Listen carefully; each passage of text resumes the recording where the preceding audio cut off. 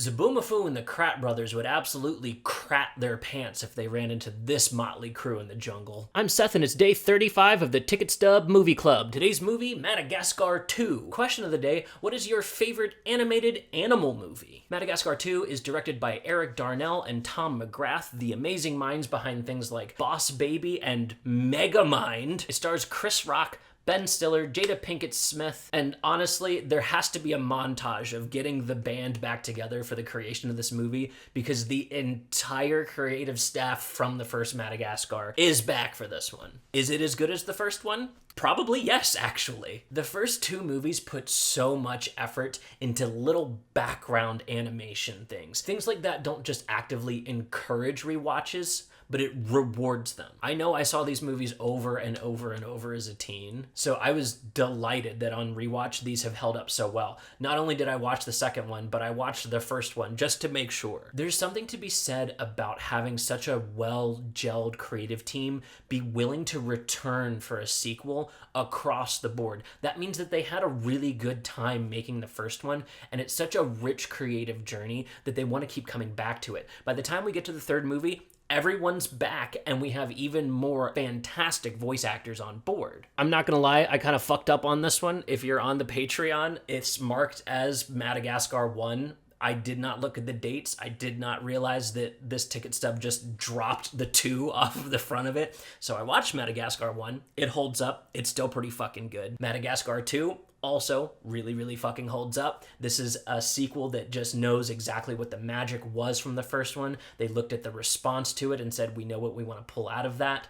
They kept everyone around. All the voice actors come back. We're not recasting anybody. And this is a stacked fucking cast, too. Chris Rock, Ben Stiller, both of them have been doing tons of stuff since then. They've been long-running creatives in Hollywood, and these kinds of series are the moneymaker for people in this industry. Our directors, Eric and Tom, have made lots of franchises for kids. That means toys. That means Happy Meals. That means residuals. That means everyone gets really, really successful off of a project like this. And all of that is well and good. This is something that's been industry standard since Star Wars, right? But now you get to see something that's not just commercially successful, but creatively deeply successful too. The animation in these movies is fantastic. Not just the front-facing across the board style of the animation, which is really unique and timeless. They're not pushing for ultra high definition fidelity, but instead are trying to give a 3D feeling to cartoons. That prevents these movies from ever aging poorly. But then on top of that, they have intense animated sequences throughout. An example of this amazing style, think Marty getting knocked out. I think twice. They do a fast-forwarded version in the first one. The way that they animate that sequence looks way closer to Into the Spider-Verse than anything else that's being animated at this time. So now we've got commercial success. Now that we've got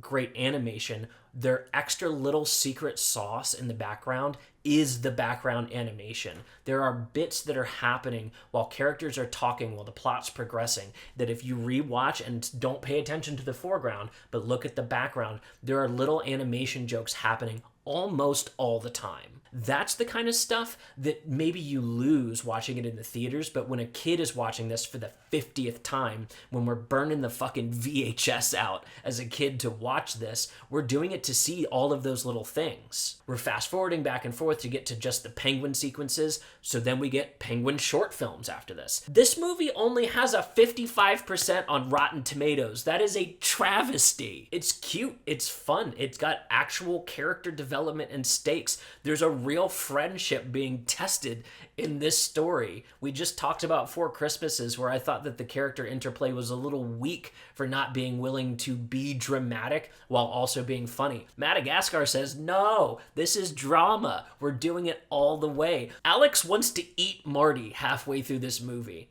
That's drama. That's just flatly drama that even a kid can follow. Thankfully, by the time we get to the sequel, our Rotten Tomatoes score goes up by 9% for a 64. I still think that is criminally low. I've not gone to see the third one. I might add it to the list just to check it out and see how the trilogy rounds out. But I know for a fact that there's too much love added to this series for it to sit this low. On top of that, something I talk about in podcasts all the time, these are tight 90-minute movies. These are not overstaying their welcome by any means, and a lot happens in a 90-minute kids movie. Honestly, if there's any negatives that I would give, maybe some of the like King Julian stuff is a little dated because Sacha Baron Cohen is a pop culture comedian. But don't tell me that I Like to Move It doesn't immediately pop into your head when you think about lemurs, Madagascar, or these movies. It's an earworm. It was stuck in my head after rewatching, and that's the kind of stuff that gets kids moving. These kinds of movies are meant to help kids get their energy out while they're watching,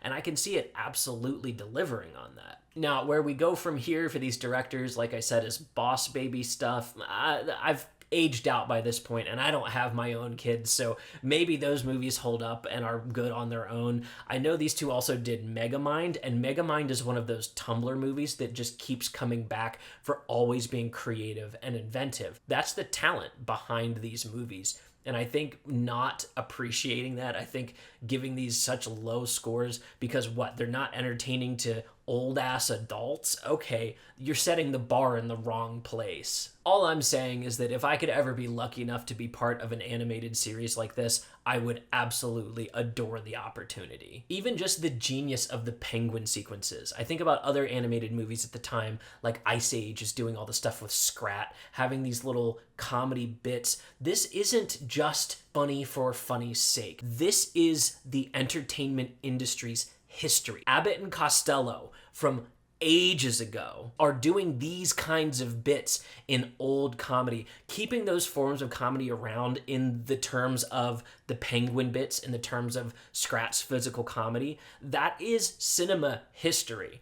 And I don't think people appreciate that. Instead, it's just played off as like, oh, these are just silly little bits for kids. No, these are funny at their core. These are funny in any language. You could watch these movies in a language you don't understand, and you're still gonna chuckle at the bits because the physical comedy still hits. The animation amps all that kind of stuff up, and they've really humanized these animals without making them extra cutesy or, and I hate to say this, fuckable. I hate that so much animation now is made for adults and their fanfics and wanting to fuck animated characters. And so these characters have wall eyes, and they're not especially...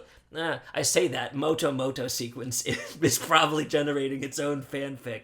Now that I'm saying all this, I could just be wrong. But the extra sexualization of characters does not exist in these movies to that degree, and I find that kind of refreshing. I find it refreshing to look at an animated character and be like, he's kind of ugly. I like that. I've been an animal lover since I was a kid too. Babe, a Pig in the City, a George Miller, yes, the Mad Max George Miller, made those movies specifically for kids because he was having kids at the time. He also goes on to do Happy Feet, more penguin stuff.